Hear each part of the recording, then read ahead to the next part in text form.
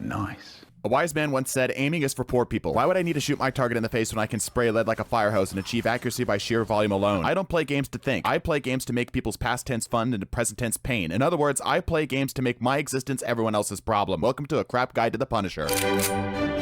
Like a Nepo baby created out of 17 years of Call of Duty clones, Reaper, Bastion, and Soldier 76 from Overwatch, the Punisher was born. While every other character spends hours mastering the art of pressing buttons in the right order and sometimes using their brain, you have spent your entire life getting called every bad name you know and mastering the subtle art of not giving a single f. People make the mistake of thinking that this is a team-based game, but that's because they forgot that every Punisher player is the main character. Your duties as this game's narcissistic, military, edged-up murder hobo is simple. Put holes into everything and anything within hole-punching distance. And nothing should bring you more joy than making a tank question the size of their actual health bar. But it's not all puppies and John Wick Volume 3 DVDs. What this living embodiment of when your parents misuse the skull emoji lacks in nuance, it makes up for is high demand in aim and positioning. If you decide to forge the path of professional indiscriminate prejudice maker, it is required that you understand your weapons. Your main method of hate making is the adjudication because, of course, the Punisher is named his guns. This is a hit scan, 10 rounds per second, 18 damage per shot, 30 round in the magazine, automatic rifle, which translates to a 1.3 second TTK on squishy targets, assuming perfect accuracy on body shots. That was too many numbers. Apologies. Like McDonald's and food that can be best described as acceptable, you are the duelist character's equivalent to good enough. The benchmark of benchmarks with which all other DPSs are judged against. If any other DPS loses to this weapon, it is simply that they are bad. Because losing against the Punisher is like losing a street race against a Toyota Corolla. You may think that this makes you lame, bad, and dumb, but remember that vanilla is a standard flavor with which all other flavors are judged for a very good reason. But an experienced Punisher will only spend at most 50% of his times in the adjudication generally applying pressure. However, just like the American healthcare system, you don't want things to get healed. You would rather they die so you don't feed enemy ults. A great way to accomplish this is my solution to most problems: more violence. The Deliverance is a hit scan shotgun dishing out a max of 140 damage if all 14 pellets land on body. But they say warfare begins in the mind, so try to plant a bullet in it to double your damage overall. If you do take Thanos' advice and aim for the head, your TTK goes from fast as fuck to mock Jesus. For best results, I have found that if you scream, "I'm going to shit your pants" while holding forward, helps you generally assert dominance and instill fear in your enemy, because we don't want just victories, we want psychological trauma. But anyways, your shotgun is your go-to for any brawl on a point, which will make tanks question whether the devs are lying to them about their 850 HP pool. But just like any shotgun, its greatest weakness is of course its range. But that's okay, because for some reason the devs thought it would be a good idea to give the Punisher movement speed similar to Spider-Man on ketamine. Introducing the Vantage Connection, or the Grapple if you aren't a frickin' nerd. The Grapple is a grapple that you will rarely use like a grapple. Instead, you will treat this like a G.I. Joe version of Angry Birds. Pick a launch angle and then zip and immediately release for a massive rocket jump, exceeding speeds of 90% of the cast. With practice, the only thing keeping you from taking over Spider-Man's job is its abysmal 20-second cooldown. But unlike Spider-Man, we don't have a commitment issue and can come back to our grapple point if we ever deem fit. This is perfect when you inevitably try to 1v6 and get sent back to the spawn. You can use your previous grapple as a reminder of your constant and well-deserved hubris. Alternatively, if your two marbles you call brain cells clack together for a moment, we can set the grapple down prior to a big fight so that we can quickly get in and out of shotgun ranges on demand. It's possible to shoot during a zip, but I found focusing on how I airstrafe to be far more valuable. Okay, so you found a good spot to buy a home, settle down, and now it's time to start a family. The coaling turret turns the Punisher into a stationary tank with damage so good, no one would fault you for thinking that this should have been his ultimate. This deployable middle finger fires at 12.5 rounds per second, deals 12 damage on its splash and on a direct impact, which means it's possible to have a TTK of 0.8 seconds. Translating that to Punisher main for a second, become tank and shoot vaguely at the enemy for big damage. This turret will stay out indefinitely so long as 3 criteria are met. Number 1, it has ammo. Number 2, it has health. And number 3, it has ground. Ammo is easy. The turret has 200 round drum of flying fragments of flaming hot lead labeled to whom it may concern. For health, most teams will be hard pressed to shoot through its 600 HP pool faster than you can turn them into a closed casket funeral service, but due to its long windup, this can be a bit deceptive. Worth noting here, so long as that you aren't taking back shots, this 600 HP health pool will protect you from all damage. Just keep an eye out for AoE damage and any kind of melee fighter. Thankfully, just like trying to fist fight an AC-130, most melee attackers are made into past tense so fast you will actually begin to welcome them to attack you. Lastly, for ground, this can be a bit tricky. If the terrain underneath you is destroyed even a little bit, the turret will immediately despawn. In fact, the turret is extremely picky about its real estate. It refuses to place anywhere slanted or moving unless it's the payload, and will even kick you off if the payload bumps your head on the ceiling. One last important piece of info: while you're in your turret, you cannot be stunned or knocked back. This includes Jeff's ult, so as a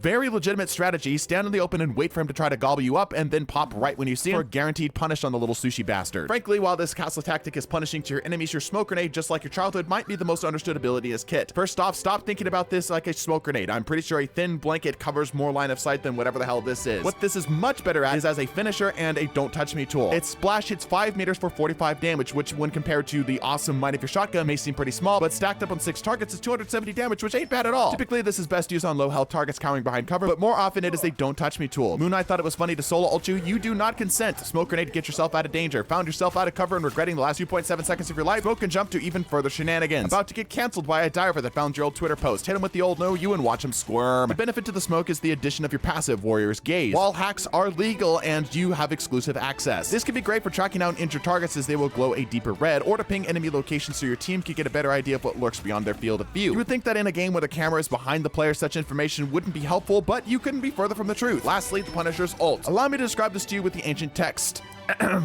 Yo, dog, I heard you like guns, so I put guns in your guns so you can fire more guns from your guns while you're shooting your guns. This ability pours out so much bullets that whenever you're shooting, approximately becomes 3 times heavier from the lead you just dumped into it. The damage this spews forth is good enough to even counter most support ults, assuming decent accuracy. But the devs thought it'd be funny if they give you more, so they also give you homing rockets, which help you 223 fly, swat, and possible to hit targets like Spider-Man a bit easier. You get 10 seconds of this, which is great for triggering that fight or flight response to the enemy team, yielding you the point for a final capture, or to shred through a tank's shields like a wet tissue paper. Just be cognizant that you are slightly slowed while using this, making you a prime target for one and done shutdown ults. But again, just like your turret, you cannot be stunned. But the devs in their infinite wisdom also felt like the Punisher should get 2 ults and the other should have a 45-second cooldown. The Punisher's team up with Rocket grants the Rocket a long cooldown but 12-second duration circle of mini ult. While inside your safe space, your basic weapon fires 67% faster with infinite ammo, allowing you to effectively play this like your ult but with more mobility and less rocket launching. I would argue that this team up is strong enough to deserve its top spot on team ups, and a good Rocket and Punisher duo can be nigh unstoppable on a point. I will beg for a Rocket on my team like a druggie. It's genuinely addictive so long as your Rocket doesn't forget that he has the I win button. And now you know how to play Punisher. You're welcome.